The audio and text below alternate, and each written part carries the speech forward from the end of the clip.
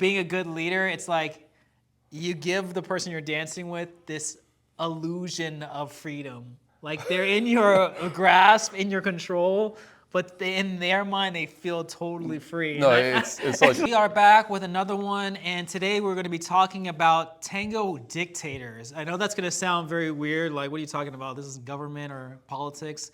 We're going to be talking about mainly guys that when they get into a partnership of any sort, whether it's practice or professional or competitive driven or social driven, they start to get into this mode of being a dictator, meaning it's like, this is my way, leave it, or take it how you want. I've learned it this way, this is my technique, and you're gonna follow my commands as such. And so maybe you have had an encounter with a tango dictator, or maybe you are a tango dictator, and that will be interesting to hear. So what is your take on tango dictatorship? Do you think that it is a more necessary route for guys to take? Because I feel like the whole social dynamic between men and women, and we're talking about heteronormative, obviously, men, women in a heterosexual relationship. Usually women like men who take control, who are more taking command in any kind of relationship. And so I feel like it almost, like men almost feel like they have to assume that responsibility because women like that take charge guy. yeah. Is it necessary? I don't think it's necessary, but I do think it's very common for people to pass through that because there's a sense of there's a sense of power that happens when you take responsibility, and some people have never had the opportunity to dwell in power, and when you do dwell in power, sometimes it becomes intoxicating, and you end up becoming that dictator without even realizing it. But if it's if it's flipped, say that the woman is the dictator in the relationship, I feel like the man just gets emasculated in that way. And that's the worst thing I think in relationships, when men get emasculated. Yeah, it's true. But I think it's a fine balance. I'm not saying that men need to step aside, as sometimes people say. It's like your time's over. No, it's not. It's not even like that. I think it's one of those things where you have to strike a balance in the partnership. And when we're talking about partnership, yes, you can take the lead at certain things, but just because you take the lead and you're taking responsibility doesn't mean you're the end-all be-all. And I think that's, when you come into, I hate this word, position of power. I hate that word so much. But when you come to a position of power, it does become very intoxicating sometimes. I mean, I remember when I was a respected lead, it just got to my head, and I was just, mouthing off a lot because I was I know this. Yeah.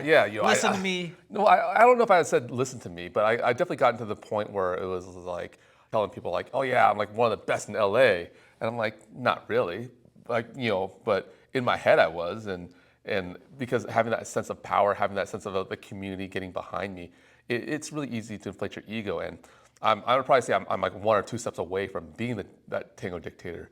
Probably one of the reasons why I wasn't a tango dictator because I didn't really have stable partners back then. Well, some people would argue that bravado is necessary. That's what makes people confident in somebody else, when they have confidence in themselves. One of the big things you knock me for is you don't sell the things that I have, right? Yeah. I don't go around saying, I'm a U.S. champion, blah, blah, blah, and you're always saying that I should. Well, yeah, well, I think that you should because, business-wise, Yeah. so I should differentiate themselves. I think it's different if you're trying to put yourself out there. It's one thing I would say about you is that you're very secure in your own skin, that you don't need to do that. Mm-hmm. And it's just one of those, well, people will find out, when they find, when they want to. Yeah, it's more cool that way anyway. Yeah. But I criticize you about not putting yourself out there from a business perspective, as in you might go, oh, I don't have a lot of people in my classes. Like, well, yeah, because you don't put yourself out there. Mm-hmm. Oh, no one knows that I'm a DJ. Like, yeah, because you don't put yourself out there. So when I say that, it's from the business perspective. You don't market yourself. Mm-hmm. But if you just want to be a cool guy, yeah, you're a cool guy, and you have a lot going for yourself. And sometimes my criticism on that is more because I was talking more on business, more on dating, more on other those things where, because you don't put yourself out there, that sometimes people take you for granted. And if you, but again, it's like. But what about socially? So what about the people out there saying that's fine and all, Rob? Like I don't care about the business sense. Yeah. Like what about the social dynamic of, Yeah, I guess it really depends on what you want. If you're interested in dating, right? It makes it easier to date when people know, oh yeah, I was a U.S. champ. Yeah. That definitely makes it a lot easier. Yeah. Do you think most guys in tango are interested in the dating aspect first? That's a good question. As a primary? For me, I would say that it's not my primary, but it's always in the back of my head. Yeah, it's in the back burner. No. You know what? It's not like oh, yeah, I really like this girl, right? Yeah. Like maybe she should be our partner, Right. It's not that. It's more like oh, I'm looking for a good partner, right? Yeah. And in the back of my head, like oh, she's really cool. I wonder if she's single. Like it's like an afterthought, but I'm saying that it's always in the back of my head. Just because I don't really leave the tango space all that much. I have jiu-jitsu, I have other things, I have fishing and everything. But in terms of what is those are more male-dominated areas. Oh yeah, it is more male-dominated. But what I say is like in terms of like my social interaction with ladies, yeah, is pretty much tango. Right. So it's not like I'm going out there. I'm like super thirsty. Like oh, I gotta find a girlfriend. Like I'm like scoping out the whole scene. No, it's more of oh, she's really cool. And then in the back of my head, I'm like, wow, it'd be nice to date someone like that. Yeah, both sides of the coin. Yeah, and then it's like I wonder if she's single. So that's kind of how it goes. It's not like I'm going out there like oh, I start flexing because I'm looking for somebody. It's not like that. Okay. In a social setting, what's the problem with a tango dictator, right? Because from the outskirts of it, of course, the term itself is going to be very negative. But if you look at it, someone who's confident, someone who is assertive, someone who seemingly is fully committed to knowing what they want to know and then telling you what they perceivably know, those are all kind of positive traits, especially for women that are looking for men in that kind of way. They are positive traits. This is really tough because it's almost like, what's the fine line between a strong leader and a dictator? No, it is. It's a tightrope, right? What is it? Because you're you're always like 2 steps away from being the guy you don't want to be. Yeah. The guy you loathe. Yeah. So I think like being a good leader, it's like you give the person you're dancing with this illusion of freedom. Like they're in your grasp, in your control, but in their mind they feel totally free. No, it's like I use those exact words a lot. Where it's like you're still in the bird cage, but you feel like you're in. I know, but at the same time, it's the most comfortable bird cage ever. It's your Tower of Solace is filled with like thousand thread count Egyptian cotton. Yeah. It's terrible for me to say that, but in a sense, it's like because like I was raised to be such like a uber polite person because of Asian culture. Yeah. I feel like I need to swing in that direction of dictatorship. Well, not necessarily dictatorship, but more like I don't want to say machismo, but almost more like what's the word? I need to. It's almost like I need to swing so far into what I think a chauvinist is, just to be assertive and normal. I see. Because it's like my idea of a chauvinist is actually just turns out like it's just a normal person, And sometimes I need to lean into that idea of a dictatorship, or a dictator, just to get by because I was raised to be so passive and so accommodating, and that I was born to be a doormat pretty much. I was raised that way, so that makes sense. So I need to like lean into that, but I'm always afraid that I'm gonna end up being that. So that's why I said it's a tricky balance because there's good leadership and like you're just 2 steps away from falling off that cliff. Okay. I think what is the thing that goes wrong when we see, Because a lot of women will complain about certain guys and be like, oh, they're so controlling. So what do you think is the fine line then that puts you into that boat of being overly controlling? Yeah, I would say like one, I don't know what the fine line is, Right. but I do know what a dictator when I see one. You know, so when I see some people that I know who I consider dictators, they are people who are not open to critiques themselves. It's kind of like, so often I'll hear statements like, "There's my technique and there's bad technique," you know, as if they're like their technique is the only good technique. I've heard teachers say that, not even just in tango, but also in martial arts and other things. So I've heard that quite a bit, where it's almost like my way or the highway. Well, that seems like something else though. That seems like just a lack of admittance of any kind of wrongdoing. But That's different. well, but I think that's That's not because you can accept being critiqued. Like I think these dictators, they're allowed to be critiqued. It just has to come from a certain source that they respect, right? And my thing is that they don't respect a lot of sources. well, actually, I would say they only respect their own source. You know, Their own source or some master source. Yeah, Right. but- to me, it's like that they can't even fathom that they could possibly be wrong because they rightfully believe that their thing is right. no, and that's where I'm getting at too. Like, I guess what I mean is, you see, I don't know where that dividing line is, but I know what some of the traits I see from like who I consider tango dictators. That's one of the traits I do see. Is it just like an overbearing voice? Like they just take control of like the practice session? It's like, you need to do this. I need more of this. You need to do this, and you're not doing this. Yeah, it's definitely a lot of you need versus there's more you versus we. Right. Definitely, because there's never any correction on them. It's always like, you have to do this. You have to rise up to me. I never use we. I kind of more think like, I feel like I could use more of this if this is possible. Yeah. Like I put the onus on myself. Like I feel like in this scenario, if you could do more of this, I would feel like I can then do this. Yeah, and I agree with you. And to add on to that, like, I try that, and sometimes, because my mindset is, it might be me, and it most likely is me, that, I mean, you already know I come from the school of like, it's always me. yeah, 99% of the Yeah. 99% of the time, it is the leader's fault in every scenario. yeah, but that's what I mean, is that, like, in my partnerships, it's always been like, well, Rob, you don't give me enough feedback. And I'm like, well, because I think it's me, so I'm trying to fix something here, so I don't know what it is.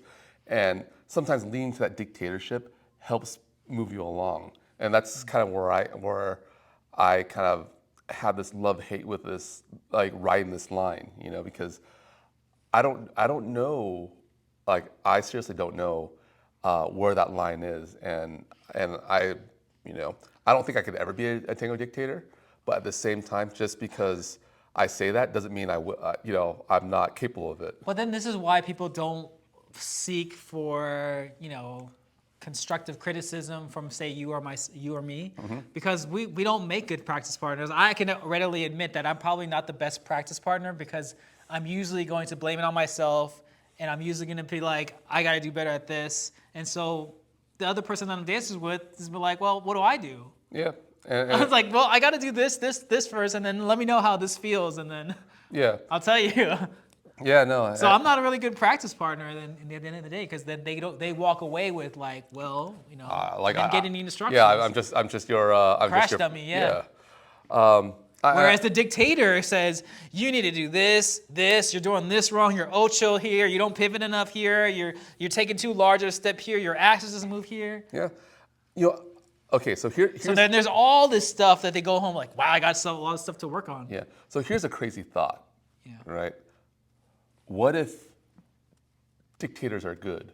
That's what I was saying. Yeah. It's are you going to like women like the bad guy? No. What I mean is, like, it's almost like they serve a purpose. There's a necessity for, there's a necessity to go down this path because you don't know. So at least you're walking down a path. Because sometimes you always hear people say like, perfect practice makes perfect. Yeah.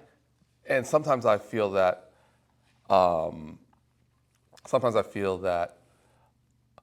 the hesitation because you're trying to find perfect is like the down, like stops you. It's like the failure to launch, like, you know, because you're always trying to find what perfect is, and you don't really work at it. That you just never get anywhere because you're not even working, you're not even trying. And so what I mean is, sometimes I think in the very beginning, to partner up with someone who is like that dick who just kind of, you know, tells you everything, like, you know, it might be good because you're actually going somewhere. Right. And then you can decide later that like you've gone down the wrong path, however far you've gone, and make a U-turn and go back and find a partner who now fits your new needs. I mean, yeah, because like I think I think it's very rare that a person starts off with a partner and ends up with that partner. Like it's almost like, you know, the whole idea of the High school the high school sweetheart. sweetheart. You're married to Tango. yeah. I think that's preposterous. I don't think it's possible.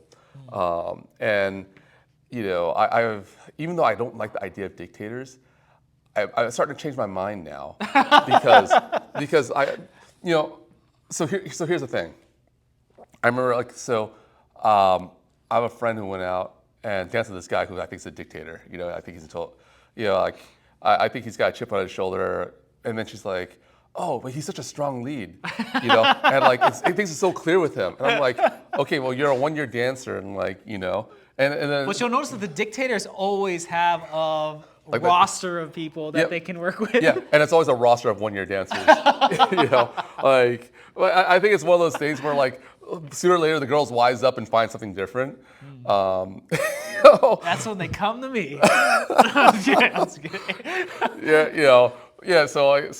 Are we just the, you know, what was it? Are we that guy who like they totally like, you know? The nice guys that finish last, but don't. They Yeah, just we're finish. like after, you know, after they've been around the block, they're like, where's that family man? You know, are we that guy?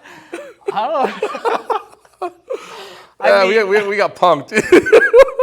So I wasn't a dictator in the beginning because I had Rochelle, and I think you all know this. I've told the story in several episodes before, where she was just a talented dancer, and whenever people saw us, they'd be like, "Oh, Rochelle, you're amazing. Derek, you're so lucky you have a great partner like Rochelle," and I conceded to that, and so I never felt like I had to be the dictator because I had someone who's that talented to start with. Now, not everybody has that talented diamond or gem to start with. Some people start with a coal that turns into a diamond later, right? yeah. And so for them, they have to be the dictator because in order for them to grow, they feel like they have to give all these things to make their partner level up, right? Yeah, definitely. So I have a very different backstory than I think a lot of people that start tango have. You know, I mean, even my teachers were like, "You're lucky to have Rochelle," Yeah. right? Oh, So, like, if my tango teachers are telling me I'm lucky to have this person in my first couple months, then yeah, no, definitely.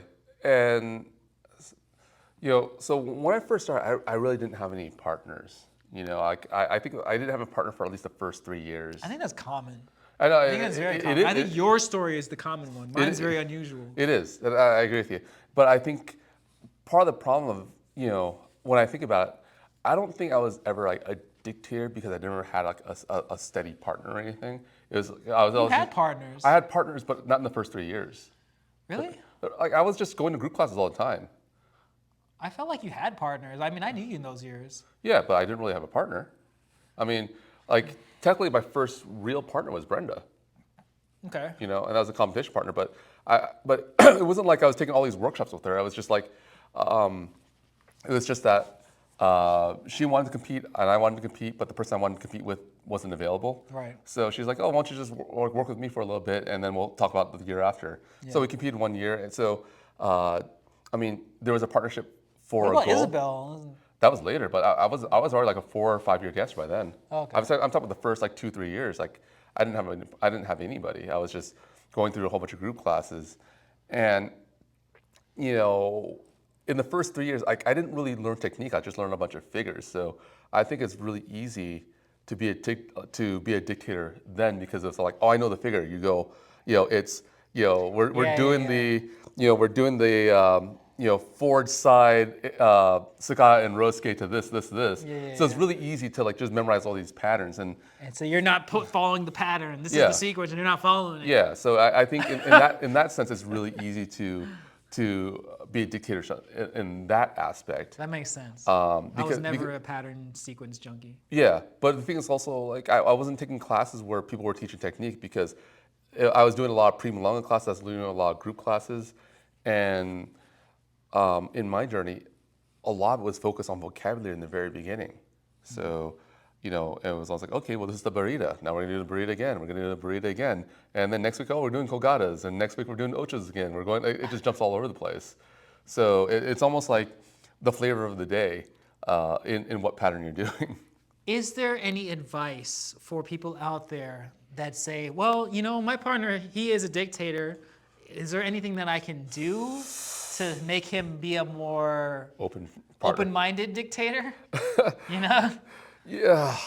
And so that there lies the tricky part, because I feel like once the other person kind of starts speaking back to the dictator, that's when the partnership starts to dissolve, right? Because the other person starts to be like, hey, that's not the thing, right? And so and then Okay, I'm gonna go back to like you need a higher authority. you're gonna ask like a professional? No, no, just more like hey, we need to take some privacy with this person, and like then it's in your face. But that doesn't stop them from being a dictator. No, it doesn't. But at least it starts them from growing, and it starts them from understanding that they don't know everything. And I think when you get people to understand that they don't know everything, then they're more open to hearing things, because. Like at year 3, trust me, I thought I knew everything. No, seriously, because I was like, because you think of the vocabulary, like to me, everything was vocabulary. So what was there? Like, okay, you got your ochos, you got your cicadas, you got your boleos, you got your ganchos. I've seen it all in my 3 years. Yeah, and also because like, you've seen people like you've seen people who start teaching after year 3. Yeah. So it's like, well, people are teaching after year 3. Well, I already know everything now, right? So that just boggles my mind, because I came into thinking that there was a solid rule that you can't teach unless you're 5 years in. That was the minimum barrier. Again, because we've covered this like I know, but now I'm it's just saying, like 5 it years, irritates me. and then it's 10 years, and then it's year 15. I know. You'll never get there, buddy. This just irritates me. But I think that's the thing. It's like there needs to, when someone's knowledge is challenged, then and when there's that reckoning of I don't know everything. Yeah.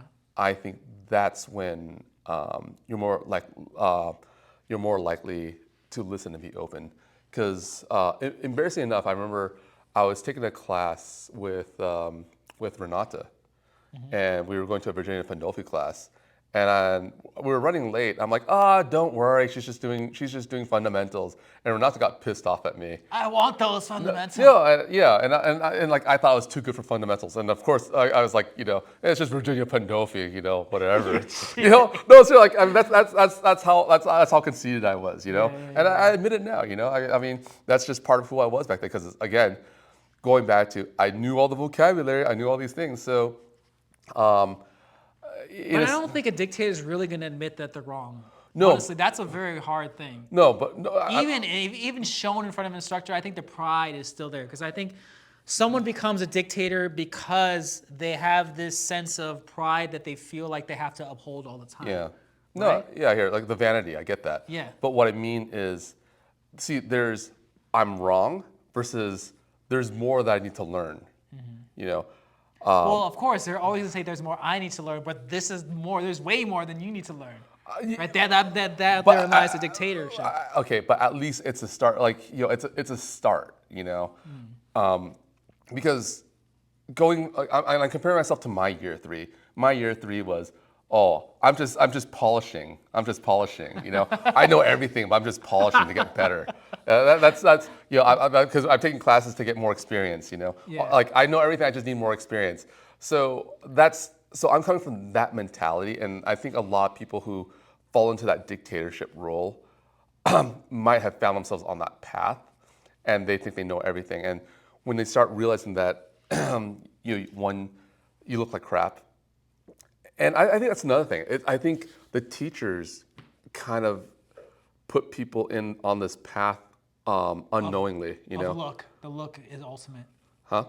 That look reigns supreme. No, what I mean is, Because I feel like most dictators, they're more on the look. okay, They yeah, seem to fall more on the look. okay, yes, but what I mean is I think there are a lot of teachers for business reasons will always say, "Oh, you guys are doing great. You guys are doing amazing." You know, and they'll never say this person looks like crap, because for one reason or another, like if you're afraid, if you're afraid to be critical with a person, they're afraid that they might lose business, and I think that feeds into creating monsters. You know, so It's easy to blame it on the instructors, but no, yeah, it is easy to blame it on the instructors, but I think that does play a role it into. does play a role. I'm not saying it's all the instructors' fault, but I'm just saying I think for the first few years, it is a major factor because they're taking classes from the instructors, so the authority has a point of recognition, and if their authority is saying, "Oh, you're amazing, you're great, you know, you're so talented, you're getting everything on the fly. I say one thing, you get it all right away." It's really easy to just end up thinking, "Oh, well, I've learned everything. This guy's just my coach now. He's just like helping me like clean things up." And if teachers actually just found the time, and I think it's more of a timing thing, because you have to like. But there's more risk by giving criticism. Oh, I agree. But There's more risk. No, definitely. But what I mean is, it's a timing thing because yes, you have to encourage people, inspire people to keep on working. Like, this is fun, this is great, keep on going. But then there's also got to be a time where it's like, hey, but you're only in like 10% of where I want you to be. Like being 10% of where they want you to be doesn't mean you're bad. It just means that That's risky though, because then you're like, but I'm paying you to speed up my progress here. Yeah. I should be more than 10%. I'm taking a private from you every week for the last year. Yeah. And you're telling me I'm only 10%? Yeah. That's dream crushing. It is. So that's very risky. You're risking me losing that customer that you have every week for a private. I agree. But then I think, but it stops people because. But that's not sensible for a professional that lives off selling privates. Yeah, it's not sensible, but also at the same time, they might also fall into that same point where they're like, well, I've learned everything that you could teach me, so why am I still paying you for privates? So there's that, like, that's why I say it's a tricky timing thing of encouraging people to keep on going and then kind of like slowly telling the truth so they keep on going, because if they know everything, like, well, what am I paying you for? I'm just gonna go out and have fun. Because you see that a lot. People go out to the Malongas and they're just having fun all night, and then you see people like correcting these girls on the corner at the Malonga, and it's like, God damn, I don't think I've ever been as bad to correct people in the corner of the dance floor, but I will say that I definitely had at year 3, I definitely had quite the chip on my shoulder, thinking that like I knew more than I did. There's probably people out there who are watching or listening to this and going to be like, well, Derek and Rob, what about equality? Why can't there be equal roles in the relationship? Or why does there have to be a dictator? Why can't it be 50-50? One gives feedback, the other gives feedback, and you lend off each other. Well, in the utopian world, like, yeah, that'd be great. But, I haven't found it yet. Even like, I think I found like an amazing partner. But even now, it's still not 50-50 because, in a sense, we respect each other. Yeah. But like there's still the Rob, you gotta lead. Yeah. And I'm not gonna do what you want me to do until you lead. So we have that kind of relationship. So the onus is still on me. Right. But at the same time, we also have that relationship where she's like, Rob, where's my feedback? I'm like, let me make sure I got my, before I say anything. So, yeah, like it goes back and forth. I mean, I don't know. I'm trying to find this balance, and I don't know where the balance is. I mean, in all honesty, I'm trying my best, but I don't know. Like, from my experience, there is no 50-50. I have not experienced 50-50 yet. if someone could tell me how to do 50-50, I'd love to hear it, but I have not found 50-50 yet. Have you found 50-50? Well, to be honest, I don't practice as much with the partner that I do. I feel like I've had some partners that were really, we work on things, we watch videos, we give our own takes on things, but I haven't been in a situation where I'm practicing regularly, like out of my time, one-on-one, by ourselves, in front of a mirror, watching our videos. I haven't had a lot of experience with that. Only one, and that's Rochelle. The other one's not as much. You know? And I feel like in the Rochelle relationship, I don't know if it was 50-50. I think she was very kind of just casual. So I was leading it. It's more like 70-30 my side, but even though I'm 70%, I'm still trying to catch up to her talent level in a lot of ways. So I don't know.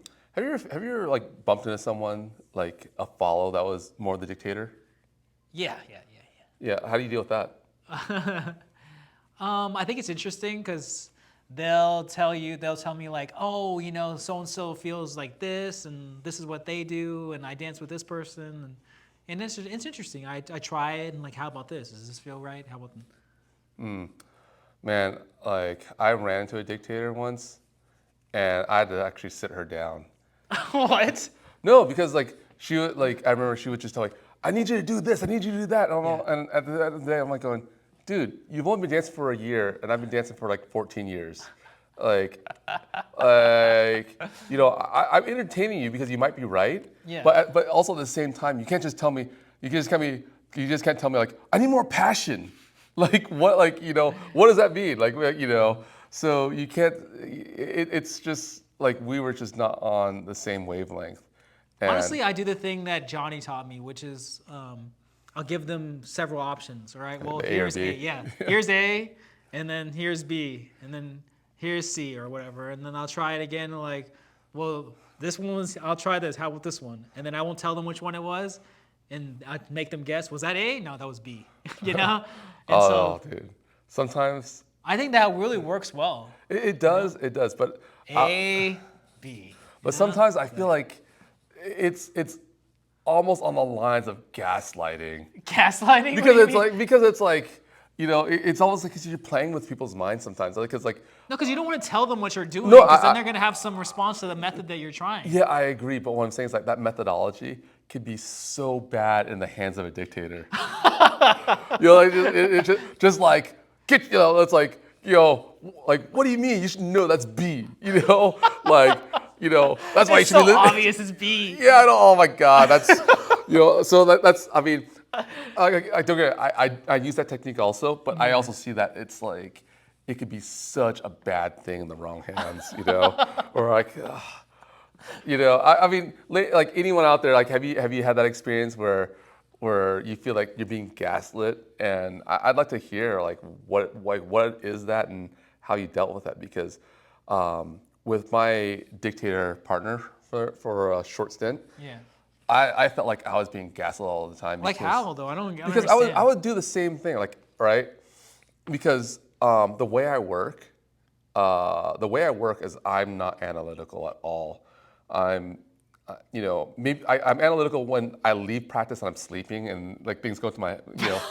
No, it's like when I'm like, that's what I should have done. You know, you know those moments where you had an idea and then you go to sleep and you wish you wrote it down. Yeah, I have that a lot. Yeah, so that's how I feel about that's how I feel a lot about training, where it's like the light bulb moment happens when I'm totally relaxed, about to go to bed, and I'm like, dumbass, you know. I'll remember it when I wake up. Yeah, but how I work through it is basically I just keep on spam. Like I'm the guy who's gonna push a square peg through a round hole.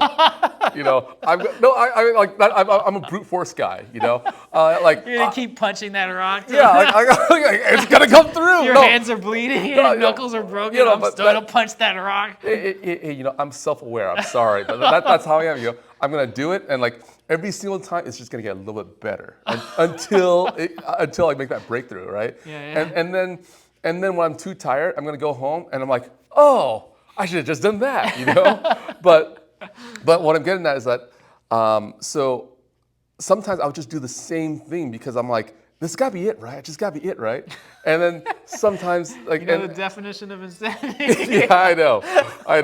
But like, this partner would be like, sometimes she's like, yeah, that's it. And I was like, no, more passion. So that's why I always felt like I was being gaslit. And then, she would use such ambiguous language. It's not like I need more frame, I need more structure, I need more, it's always like, where's your passion and power? Where's your passion and power? I'm like, what, okay, do you want more, like to push up my foot? Like, what the heck is So this? ambiguous. I want more color blue. What the heck is that? I thought that was blue. So that's what I mean. So that's one of those things where I think that's also a sign of dictatorship, is when you have that thought in the back of your head where like, I just did the same thing and one's right and I did the same thing again, now it's wrong. It's like, I get that sense of like I'm being gaslit, Yeah.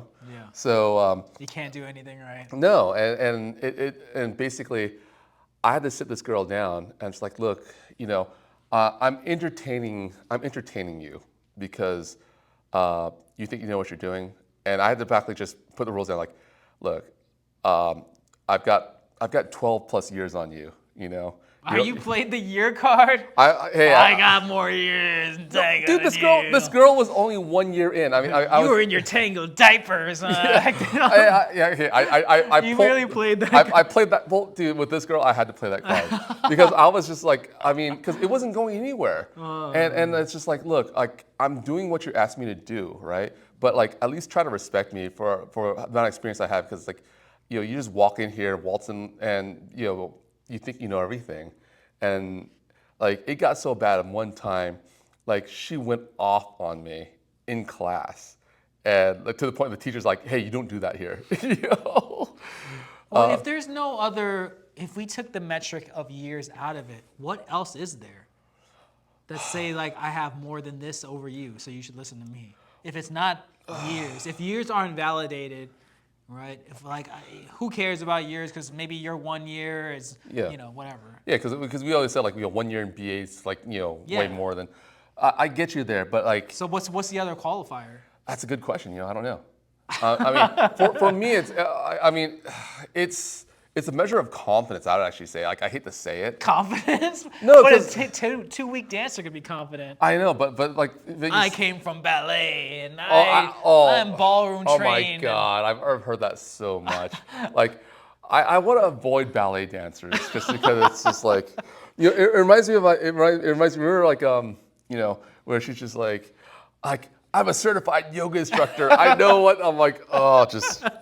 I know flexibility. I know movement. I know what access is. I know. I'm like, and like, granted, like she did have good points. Yeah. But it's almost like. I think it's.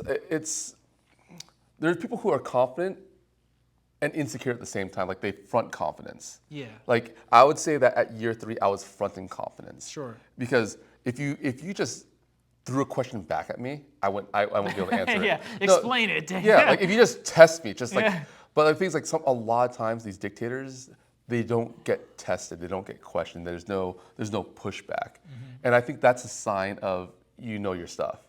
If you can take the pushback, and then you both come to an agreement. If you can convince them that this is why it is, that's good enough. And this person couldn't do that with me. I mean, I could explain why it's wrong, and I could explain why it's wrong or right, whatever. But I would just go, you know what? But I'm not 100% sure. Let's just entertain this thought. And it was almost like I could never get a word in because once it's not that, it's something else. It's something else, and it's always back. More passion here, like it's so ambiguous. So that's why, that partnership did not last long.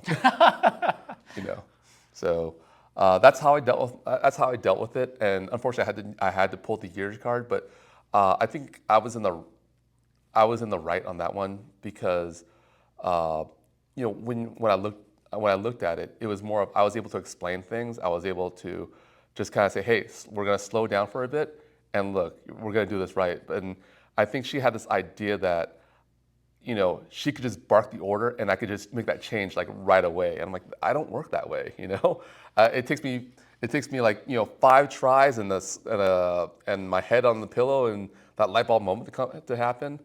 But no, it just didn't work. Well, yeah, let us know what you all think about tango dictators and whether you are one yourself. Maybe you are a tango dictator and just realizing it right now, or maybe you've always known and you know that this is the way to go. Who knows? But this was our discussion on tango dictators. Thank y'all so much for watching, and we will catch you on the next one. Thank you for watching the latest episode of Left Foot, Right Foot. Please click the subscribe button and the notification bell to keep up to date with our latest videos. We greatly appreciate it. Also, if you can, click the like button. It really helps us with the algorithm. Where our goal is really to make tango, social tango in the community more available to the mass public. And that's pretty much our goal with the whole channel. So if you could click that like button, it really goes a long way. Thank y'all so much.